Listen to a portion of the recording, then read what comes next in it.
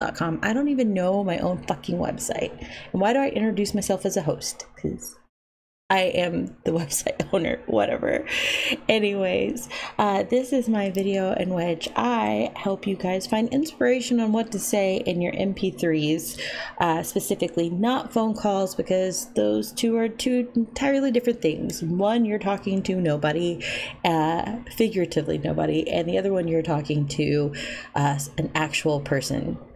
In theory, unless there's AI customers, that's an interesting conspiracy theory, but we're not talking about that today. So why are we looking at audacity.com?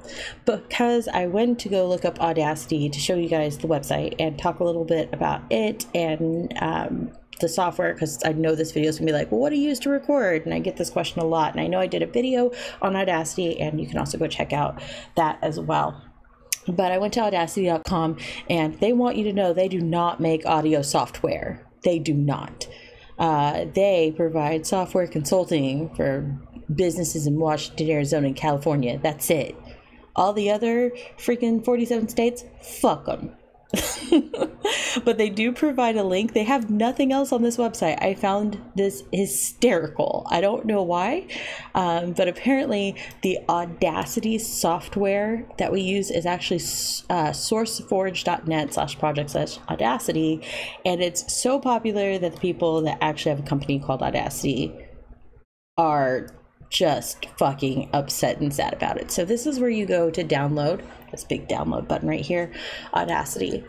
And this is what I use to record major, gigantic websites, actually not websites, but podcasts actually use Audacity. So if they're using it and it's free, you definitely would want to use it.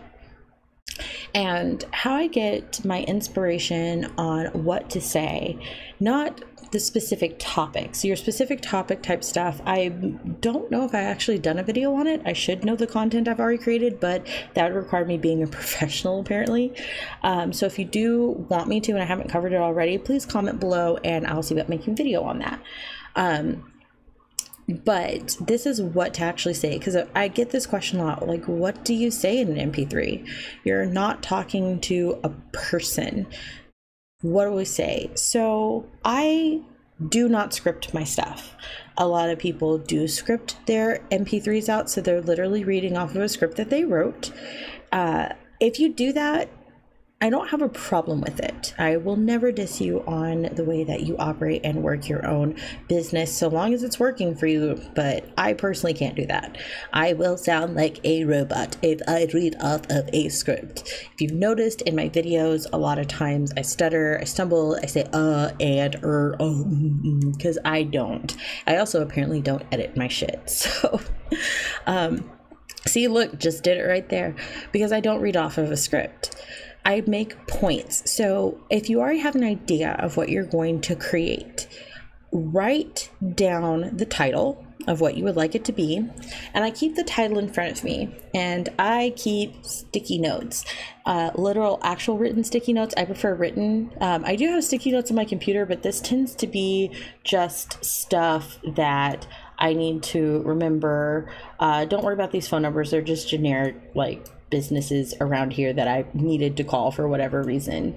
And yeah, so actually, you know what, on second thought, I am going to just blur this out in the video. I'm actually going to edit something, guys. But yeah, you can use sticky notes on your computer to keep track of what you're going to say and the points that you're going to go over. I prefer to actually write stuff out. I don't know why, works better for me. And you can go over everything that you wanted to touch on. So the structure of the MP3. Structure helps some people. Amber Lee, do you use this? Because clearly you use sticky notes on your computer to remind you of stuff that you never actually get around to. I don't. I actually, if I do a sticky note, it's usually more, I do this methodology for a lot of the videos that I do for this website. I'm not using one now because that would just be professional apparently, but a lot of the videos that I planned out well in advance and I've done some research on and looked up some stuff, I do actually use this methodology. But for my MP3s that I do for my guys and my customers, which is what we're talking about, I don't. I will have a title and I come up with it on the fly. And some people say I'm not creative enough to do this. Well, if you're in phone sex or webcam or any kind of, or text based, if you're talking to people in a free format, you are definitely creative enough to do this. It's just not ad-libbing. Ad-libbing is when you just change lines. What is it called? Husband, you're behind me. What is it called when you're coming up with stuff on the spot? Like, whose line is it? Whose line is it anyways? What was that called? He's actually asleep. I thought he was awake. He's been awake this entire time.